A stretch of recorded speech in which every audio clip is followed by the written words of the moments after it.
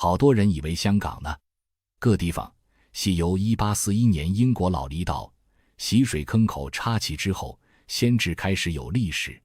以前教科书成日同我爹讲，开埠之前凯香港只系一个荒芜凯小岛，除做几条渔村几个海盗就咩都无。如果你真系干神干你真系被呢套说法做好耐啦。今日我要同大家揭开一个被历史教科书刻意略过，甚至吸引满凯真相。系1841年之前凯香港，取无单指无系荒岛，取指头系大清，甚至系明朝帝国西南方最重要凯军事要塞，更加系皇室成员走南，甚至系密谋复国凯最后避难所。点解呢？断干精彩，凯历史会被淡化。点解以前低官员无饷，你知呢？低也。我爹今日就由头讲起，地下那个军港同避难所到底系点样一回事。我爹首先将时间拨反去1278年，即系南宋末年。当时蒙古大军压境，南宋朝廷已经被逼到去做绝路。如果你有去过九龙城，你一定听过宋王台。教科书可能只细用2句也带过，话系宋朝皇帝逃南经过凯地方，但系你知无知？当时那度系一个几干壮烈凯历史现场。当时凯小皇帝赵氏同渠系路赵炳带驻成个朝廷凯官员，几万名士兵，仲有几千只战船，袭海路一路南逃。渠爹去到香港凯时候，尼度根本无系荒岛，而系一个有相当组织凯社区。当时香港凯氏族好似新界凯邓氏、侯氏、彭氏，已经习度定居做几百年。渠爹无单只提供粮食，众出人出力帮皇室打仗。你可以想象一下，当时凯九龙湾及系而加启德基、长葛一带，停泊作成千上万只宋朝最先进凯战船。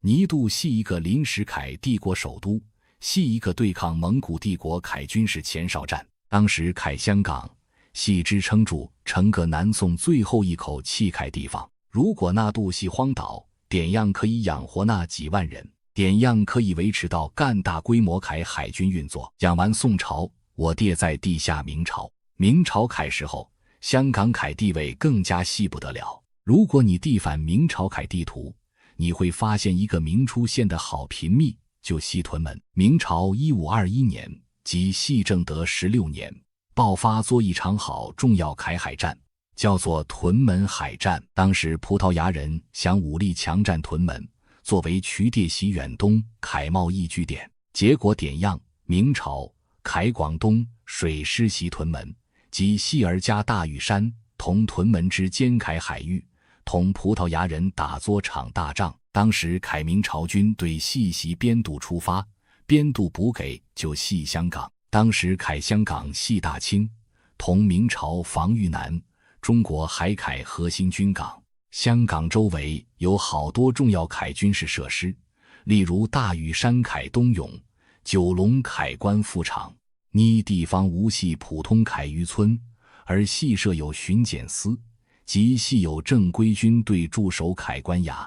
如果你画香港系荒岛，点解明朝政府要派干多兵力离驻守？点解要袭呢？渡起干多炮台。再讲到1660年代，即系清朝初期，当时清朝为作对赴台湾凯政成功，推行做一条极之残酷凯政策，叫做迁界令。呢条政策要求沿海居民向内陆撤退50里，所有屋、所有农作物都要烧毁，目的系要令到政成功，凯军队无得补给。香港当时系受灾最严重凯地方之一。你想审下，如果香港当时真系得几百个渔民，清朝政府洗屋洗干大费周章，就系因为当时香港已经系一个好繁荣凯食盐生产中心、香木出口中心，仲有好多人聚居，所以清朝先至要干养清场。到作1669年即系康熙8年复界之后，香港凯发展更加系一日千里。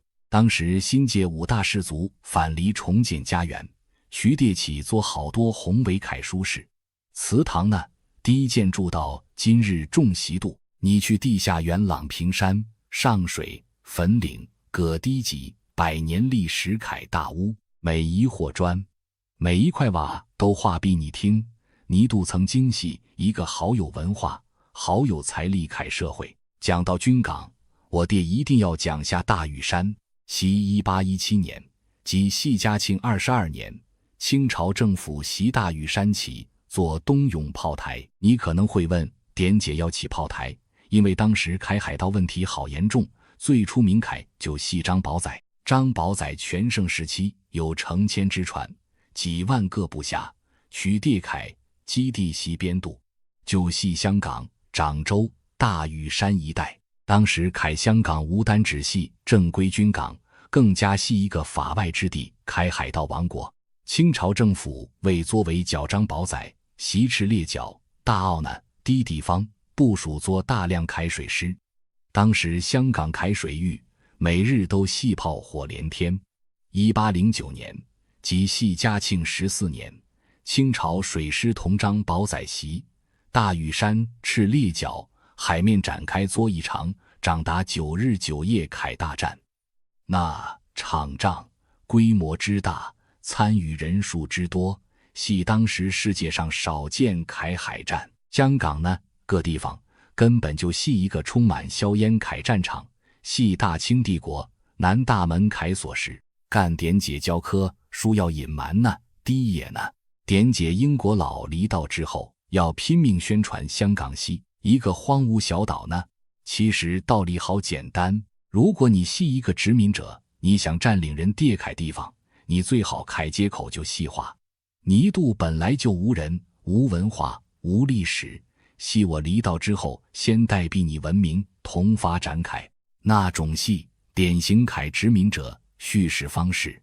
徐棣将香港以前几百年甚至上千年凯历史抹杀掉，将所有功劳都归于1841年之后凯发展。但系事实胜于雄辩，地理位置系无道人凯。香港之所以被选中成为转口港，正系因为取有天府凯深水良港，而那个良港系1841年之前已经被历代凯军对海盗商人争夺做几百年。我爹在地下一滴被遗忘凯西解，你知无知香港呢？各名系点样离开。最流行凯江法系，因为泥渡以前出口晚香，即系一种高级凯香木。明朝凯时后，东莞一带生产凯香木都会集中袭香港凯石排湾，即系而加凯香港载转运，所以泥渡先叫香港。那个事实证明作早期几百年前，香港已经是一个成熟凯国，既贸易网落入面凯重要节点，渠连接住广州、东南亚甚至西欧洲。如果呢渡系荒岛，点样做贸易？仲有讲到避难所，除作南宋皇帝，香港其实中收留过好多政治流亡者。因为香港凯地形复杂，山多岛多海湾多，好容易溺埋。袭清朝初期，好多反清复明凯义士都系香港，特别系大屿山一带活动。徐棣袭泥渡建立基地，联络海外，甚至到作后来太平天国失败，好多余部都系逃亡去到香港，隐姓埋名过日子。香港一直以离都有一种容纳凯特制呢，种特制无系由1841年开始，而系植根于渠独特凯地理环境同历史背景。我爹讲反军事防御，袭1841年之前，清朝袭九龙半岛其实有一套好严密凯防线，除作东涌炮台，重有九龙勋、官复、巡检司等等。1839年，即系道光19年，林则徐离到广东禁烟，取以经意识到香港凯重要性，取袭尖沙咀起作临时凯炮台，重袭九龙起作官涌炮台。袭鸦片战争爆发初期，中英双方袭尖沙咀同官涌爆发，作多次冲突。当时凯清军其实戏打得好，顽强凯，并无系教科书讲到干不堪一击，只不过后来因为整体国力凯差距，加上战略失误，香港先智慧落入英国人手中。所以当你起西维多利亚港边地住个低高楼大厦凯时候，你要知道洗你脚下凯那片土地曾经系大清帝国凯军事重地，系守卫南中国凯第一道防线。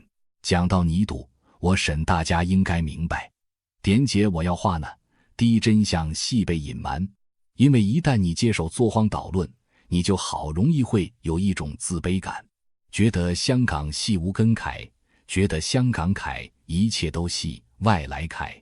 但系如果你知道香港系1841年之前已经系一个经历过皇朝更替，参与过世界级海战，支撑过帝国经济凯地方，你对那片土地凯地法就会完全无同。香港无系由1841年先开始伟大，香港凯价值系由几百年前凯军事部、防、海陆、贸易、同埋士族奋斗入面，一点一滴积累反离凯。我địa离深挖一下一滴先为人之凯氏族故事。新界凯邓氏，渠địa凯祖先袭北宋时期已经搬离香港。你知无知邓氏出过一个皇妃，就系宋高宗凯皇侄女。当时宋氏南迁，邓氏凯先祖收留作拟卫，洛南凯郡主，后来倪卫郡主就加入作邓家。呢件事无单只记录习族谱入面，更加系得到朝廷认可。凯那个故事话俾我爹听，香港凯豪门大族，习1841年之前已经同中原凯皇室有著深厚凯血缘同政治联系。渠địa无系乡下佬，渠địa系有文化有身份凯氏大夫阶层。渠địa习元朗、锦田旗凯书士，例如周王二公书院系为作纪念两位习迁界，另入面帮香港人争取复界凯官员。那低书士无单只系读书凯地方，更加系政治纪念碑，记录住香港人反抗苛政、追求生存凯历史。再讲下香港凯海军遗产，你知无知大屿山、大澳凯、关帝庙、点解会干、香火鼎盛。因为关羽习水师心目中系战神，以前习大澳驻守凯清朝官兵出海打仗之前都会去拜关帝，甚至张宝仔呢第海盗都一样好信神。那种海洋信仰反映作香港以前系一个充满冒险、充满军事对抗凯社会。当时凯香港人无系只系袭岸边晒下渔网，渠địa系要面对大风大浪，面对炮火同生死凯。如果我地反1840年前后凯地图，你会发现英国人之所以选中香港岛而无系捡其他地方，系因为渠địa研究做好耐清朝凯军事部署。渠địa知道香港岛同九龙之间凯海峡即系为多利亚港，系一个天然凯避风凉港。而且当时清军袭呢，渡凯布防虽然多，但系火力分散，英国人系地中作呢各县城凯军事基地。渠địa无系习渡开荒，渠địa系夺取做一个战略要点。所以我爹要重新定义开埠呢个词。1841年无系香港凯诞生，而系香港角色凯一次剧烈转变，由一个帝国凯军事要塞变成做一个西方殖民帝国凯贸易枢纽。那种转变系血淋淋凯，系充满住权力斗争同文化碰撞凯。教科书用荒岛两个字将那低复杂凯历史全部抹走作，令我爹忘记作祖先习呢度流过凯血，流过凯汗。讲到尾，点解我今日要讲呢？第一，因为我爹点样地过去，决定做我爹点样地未来。如果你觉得香港以前系无根凯，干你可能会觉得香港好脆弱。但系如果你知道香港系一个经历过风雨、见证过帝国性衰凯地方，你就会发现，香港人凯骨子入面一直有一种坚韧同灵活。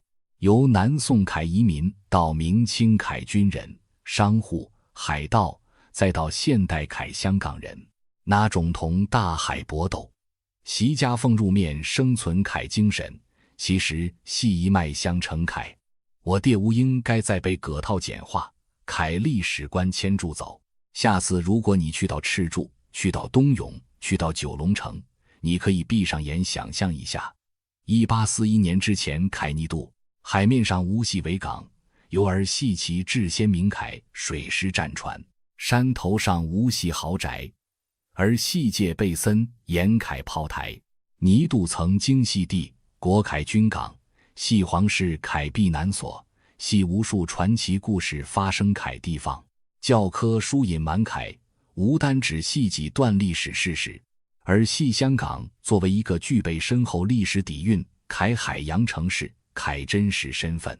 当我爹问反呢第一被遗忘凯碎片，我爹先至可以真正理解，点解香港会成为今日凯香港。尼渡从来都无系一个被遗弃凯角落，渠一直都系亚洲历史大戏凯主角之一。1841年前，凯香港系一个充满生命力、充满冲突，亦都充满机会凯世界。我爹有责任将呢断真相，讲反出离，话陛下一代听。我爹凯家无系由100几十年前先至突然出现凯，我爹凯根深到去到几百年前，甚至1000年前，由1278年凯宋王台，到1521年凯屯门海战，再到1817年凯东涌炮台，香港一直都系处于历史凯风口浪尖。那个地方承载作太多人凯希望同遗憾。如果你重系觉得香港系荒岛，干我建议你珍惜要亲自去呢低历史遗迹行一转，去感受下葛低古老砖墙入面凯回声。历史无系死凯文字，历史系活生生凯血肉。香港凯故事中有好多好多被埋没凯章节，等住我爹去发掘。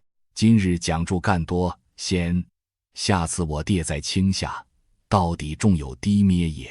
即我爹习教科书学无道，但系身為香港人一定要知凱真相。你平時係咪覺得黑朱古力係健康零食，日日食1-2粒可以抗氧化，對心血管好，甚至係減肥恩物？如果你係咁諗嘅話，今日呢條片你真係要由頭到尾聽清楚，因為一個唔小心，你以為嘅補品隨時會變咗毒藥。最近消委會做咗一個好震撼嘅測試，踢爆咗市面上29款黑朱古力，竟然全部都含有重金屬，當中有啲牌子嘅重金屬含量甚至超標，長期咁食法真係會傷腎腸。今日我就要同你拆解呢份黑名單，仲會教你3招保命食法，等你可以食得安心，唔使食到心慌慌。講起黑朱古力，好多人都會覺得佢高可可含量、少糖係養生嘅首選，但係消委會喺2023年10月公佈嘅報告入面，測試咗29款黑朱古力樣本，結果係令人好心驚嘅。呢29款樣本入面，竟然有一款係驗出重金屬鎘含量超過咗歐盟規定嘅上限。你可能會問，乜嘢係鎘呀？其實鎘係一種天然存在喺地殼入面嘅重金屬，但如果人體長期攝入過量，最傷嘅就係我哋嘅腎臟，仲可能會導致骨骼軟化。想象啊，你原本係想食黑朱古力嚟強心，點知最後搞到要睇腎科，咁就真係得不償失啦。點解黑朱古力會有重金屬呢？呢個問題其實同可可豆嘅生長環境有關。可可樹喺生長嘅過程中，會由土壤入面吸收重金屬。由於黑朱古力嘅可可含量比較高，所以比起牛奶朱古力，佢積聚重金屬嘅機會亦都大好多。消委會今次測試嘅29款樣本入面，標示嘅可可含量由70%到99.幾都有，結果發現幾乎全部樣本都驗出鎘，而鎘呢種嘢係會喺我哋身體入面慢慢累積鎘。如果你已經係50幾歲、60幾歲，代謝慢咗，風險就更加高。我哋深入睇下呢份測試報告，喺呢29款入面，有一款意大利牌子 Amedi 嘅黑朱古力，標示有70%嘅可可含量，佢嘅鎘含量竟然達到每公斤0.93毫克，超過咗歐盟規定嘅每公斤0.8毫克上限。雖然香港目前未有專門針對朱古力鎘含量嘅法例，但消委會係參考反歐盟嘅標準，所以大家買嘅時候真係要打醒12分精神。除咗鎘之外，消委會仲驗埋另外2種重金屬，鉛同埋砷。雖然今次測試入面所有樣本嘅鉛同埋砷含量都冇超標，但係喺29款入面有20款都驗出含鉛，9款驗出含砷。大家要明白一個道理，重金屬呢啲嘢係積少成多，唔係話你今日食完聽日就會有事，而係你10年20年咁食落去，對身體嘅損害係無形義，特別係鉛對神經系統嘅發育有負面影響。如果你屋企有小朋友或者係得嗰幾歲大嘅細路，真係唔好隨便俾佢哋食太多高濃度嘅黑朱古力。我哋大人食可能覺得冇嘢，但係小朋友嘅身體承受能力細好多。咁講到呢度，你可能會問：死啦！我屋企嗰幾包朱古力點算呀？係咪全部要掉晒佢？又唔使咁驚住。消委會喺呢份報告入面，其實都有俾出一啲5星級推薦嘅名單。呢啲樣本嘅重金屬含量相對較低，而且營養標籤亦都比較準確。例如有一啲我哋香港人好熟悉嘅牌子，好似係 Linda 嘅70%、85%，甚至90%嘅樣本，雖然都驗到有微量重金屬，但都符合標準，而且評分好高。我已經幫大家整理好咗呢份消委會5星清單，就放咗喺下面嘅說明欄入面。你一陣睇完片之後，記得去 check 下。其實黑朱古力除咗重金屬，仲有一個陷阱，就係脂肪同糖分。好多人以為黑朱古力唔甜就等於冇糖，但消委會發現有啲樣本標示係黑朱古力，其實入面嘅含糖量依然好驚人。有啲樣本每100克入面就有超過30幾克係糖。如果你本身係有血糖問題，或者係50幾60歲要控制體重嘅朋友，買嘅時候一定要睇清楚營養標籤。消委會建議每100克朱古力入面糖分少過5克先至算係低糖，但今次測試入面得好少數樣本可以做到呢個標準。而家我就要教你3招保命食法。呢3招係結合咗營養學同埋消委會嘅建議，幫你喺享受美食嘅同時，將風險減到最低。第一招就係控制食量，唔好日日食。好多人聽人講黑朱古力好，就真係每日食一排，或者每次食4、5粒。但係根據研究，成年人每日食朱古力嘅份量最好控制喺30至50克左右，即係大約2-3小格就夠啦。如果你係食緊90%以上可可含量嘅黑朱古力，重金屬風險相對較高，咁你最好隔日食，或者1個星期食2-3次就好。咁樣可以俾時間你個腎去排走一啲微量嘅代謝物，減少重金屬喺體內堆積嘅機會。唔好以為多就係好健康嘅嘢，適量先係最重要。第2招就係輪換牌子，分散風險。呢一點好多人都忽略咗，唔好死忠於同一個牌子，因為唔同產地嘅可可豆，佢哋吸收嘅土壤成分都唔同。有啲產自中南美洲嘅可可豆，因為當地火山活動比較頻繁，土壤入面嘅鎘含量可能會高啲。如果你長期只係食死一隻牌子，萬一嗰隻牌子嘅重金屬含量係偏高嘅，你就會長期攝入同一種風險。所以最好係去超市或者朱古力專門店買幾款唔同產地、唔同品牌嘅朱古力輪流食，咁樣可以達到風險管理嘅效果。第3招就係睇清楚包裝上嘅成分同產地。雖然香港嘅標籤未必會寫明重金屬含量，但你可以留意反可可含量百分比。消委會發現，可可含量越高，通常重金屬含量都會相對越高。如果你唔係追求極致嘅苦味，其實選擇70%到85%之間嘅黑朱古力，通常係一個比較平衡嘅選擇。另外，留意反成分表，入面有無加咗過多嘅添加物，例如代可可脂、人造香料等等，呢啲嘢對健康都冇益。如果你見到成分表排第1位嘅係糖，咁嗰款就唔係真正嘅黑朱古力，只係黑朱古力味嘅糖果。講完呢3招，我仲想同大家分享一啲消委會測試入面嘅趣事。你知唔知有啲好貴嘅名牌朱古力評分反而未必係最高？例如有一啲幾十蚊一排嘅大眾化牌子喺今次測試入面反而得到好高嘅評價，重金屬含量低之餘，可可含量仲好準確。所以話買嘢唔好只係睇價錢，或者覺得名牌就一定係最好。好似有一款法國牌子嘅樣本，價錢比普通超市牌子貴幾倍，但鎘含量竟然仲高過平價貨。呢個故事話俾我哋聽，做消費者一定要精明，唔好俾包裝同品牌明星呃到。其實黑朱古力確實有佢嘅營養價值，例如類黃酮可以幫助抗氧化，對血管有彈性係有幫助嘅。但係任何嘢都係過猶不及，唔好因為聽到黑朱古力健康就瘋狂咁食。特別係如果你係一啲特殊人群，例如係腎功能本身已經有啲問題嘅老人家，可能你已經係70幾歲、80幾歲。嗱，咁你就真係要更加小心，甚至係諮詢咗醫生意見先好食，因為鎘對腎臟嘅損害係累積性嘅，到你發現嘅時候可能已經太遲。另外，我仲想提醒一下中意自己動手做甜品嘅朋友，如果你買黑朱古力係用嚟整蛋糕或者整朱古力噴泉，因為一次過會用到好大份量，咁你揀朱古力嘅時候就更加要參考消委會嗰份5星清單，因為當你將幾排朱古力溶埋一齊嘅時候，重金屬嘅總攝入量就會瞬間飆升。如果你屋企有細路仔要食你整嘅蛋糕，咁就真係要揀最安全嗰款牌子。消委會嘅報告仲提到一個細節，就係關於朱古力嘅脂肪酸。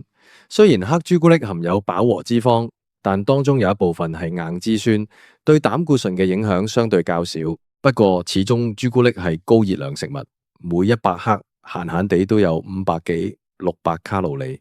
如果你日日食，就算無重金屬問題，肥胖問題都會遇上門。所以我建議大家食黑朱古力應該係一種享受，而唔係一種任務。慢慢品嘗，一細塊就夠，唔好當飯咁食。講到呢度，我諗大家都對黑朱古力嘅真相有咗好深入嘅了解。我哋再總結一下，首先，消委會測試嘅29款黑朱古力全部都有重金屬，雖然大部分無超標，但長期攝入依然有風險。其次，要預防傷腎，一定要記住3招保命食法：控制食量、輪換牌子、睇清標籤。最後記得去說明欄睇返嗰份5星級安全清單。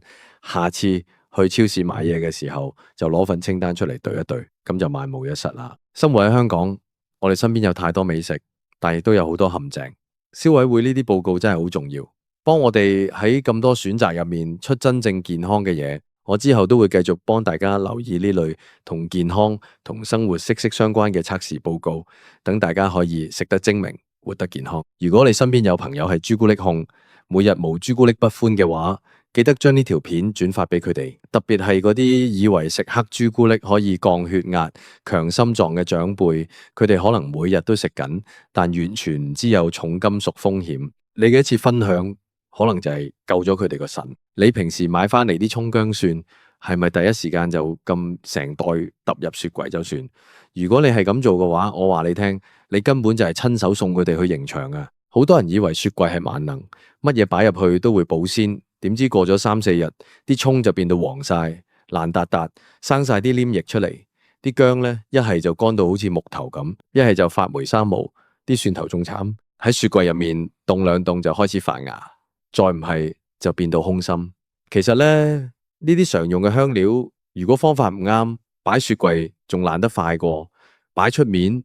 今日我就要教大家3招終極保鮮大法，保證你啲蔥薑蒜擺半年都仲係咁新鮮，好似啱啱喺田入面拔出嚟咁樣，幫你慳翻唔少冤枉錢，唔使再眼白白睇住啲食材變垃圾。我哋先嚟講吓呢個蔥呢樣嘢真係好奇怪，你買一細紮翻嚟煮一餐佢，只係用1、2條，剩低嗰啲擺2日就殘。點解會？因為蔥最怕濕同埋悶。好多人買翻嚟仲帶住水氣，就塞入膠袋入面賺埋佢，結果入面啲水氣散唔走，啲蔥好快就腐爛發臭。如果你想啲蔥擺得耐，第一招你要學嘅就係模擬生長法。你一個乾淨嘅大膠樽，例如係嗰啲飲完嘅2公升汽水樽，將佢中間切開。首先你要將買翻嚟嘅蔥洗乾淨，但係記住洗完之後一定要用廚房紙完全抹乾，或者擺喺通風位晾乾，千祈唔好大水。之後你喺樽底鋪1、2張折好嘅廚房紙，然後將啲蔥企喺個樽入面，根部朝下。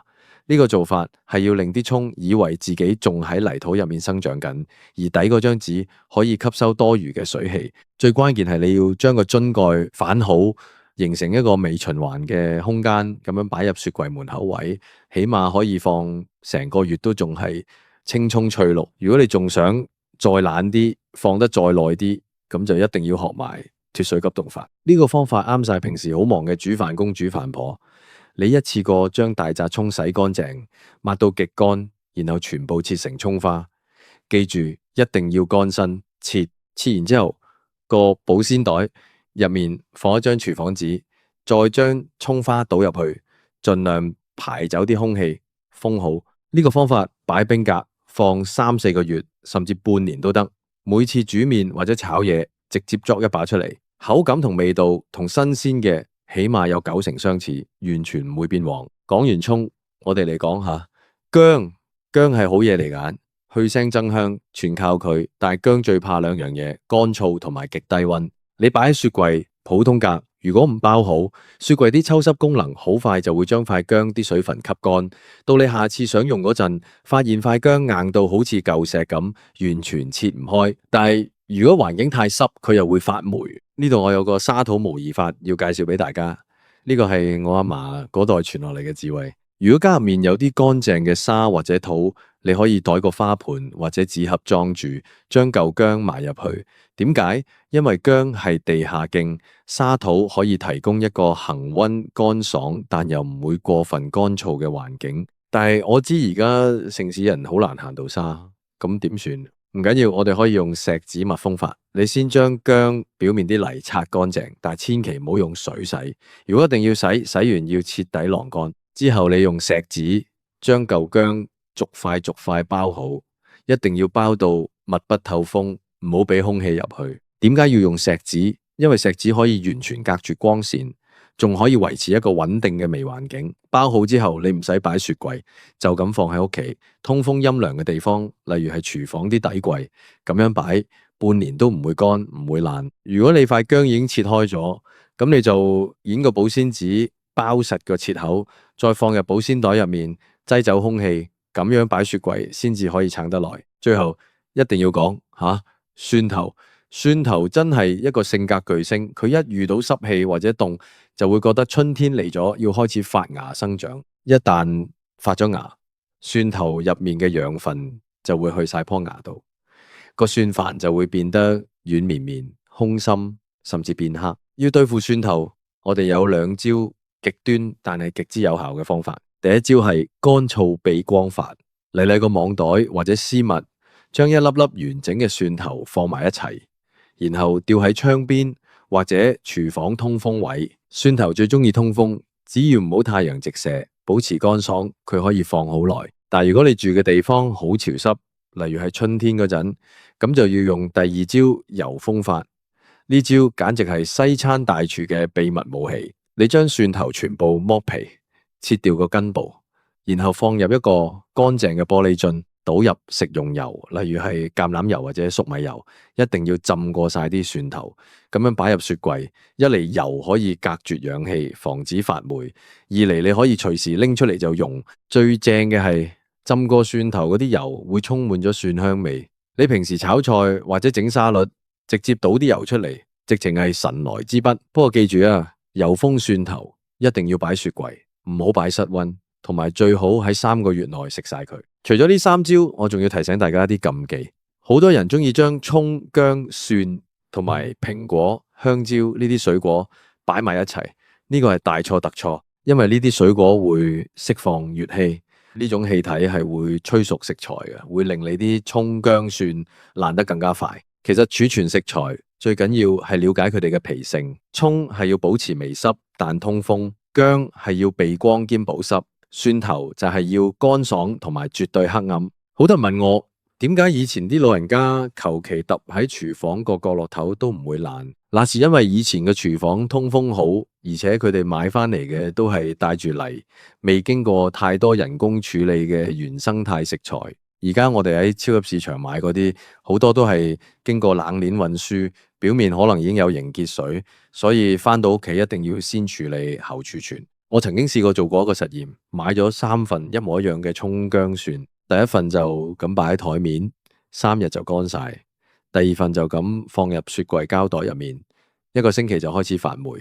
第3份用咗我今日教你哋呢啲方法，結果過咗3個月，我拎出嚟煮薑蔥蟹，啲蔥仲係脆嘅，粒薑仲係充滿汁液，嗰種成功感喎，真係唔係筆墨可以形容。我哋平時生活壓力大，物價又貴，一紮蔥雖然話就話幾蚊雞，但係積少成多，而且見住好端端嘅食物變壞，個心真係會好唔舒服。學識呢啲生活小技巧，唔單止係為咗慳錢，更係一種生活態度，係對食材、對農民辛勤付出嘅一種尊重。如果你仲喺度煩惱緊每次買完麵都食唔晒，最後要大袋大袋咁掉，不如由今日開始試下呢3招，你會發現原來廚房嘅管理可以咁簡單，你嘅生活品質亦都會因為呢啲細節而提升。唔好再俾雪櫃成為你食材嘅墳墓啦！